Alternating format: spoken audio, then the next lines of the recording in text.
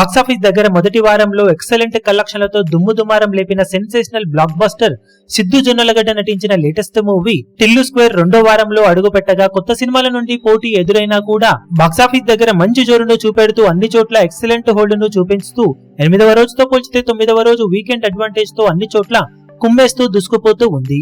ఈ రోజు బాక్సాఫీస్ దగ్గర సినిమా మంచి ట్రెండ్ ను చూపెడుతూ ఉండటంతో ట్రాక్ చేసిన సెంటర్స్ ను బట్టి చూస్తూ ఉంటే తెలుగు రాష్ట్రాలలో 1.6 కోట్ల నుండి 1.8 కోట్ల మధ్యలో షేర్ అందుకునే అవకాశాలు కనిపిస్తూ ఉండగా అన్ని చోట్ల ఆఫ్లైన్ టికెట్ సేల్స్ లెక్కలు కనుక అంచనాలను మించిపోతే ఈ లెక్క ఇంకా పెరిగే అవకాశం ఉంది.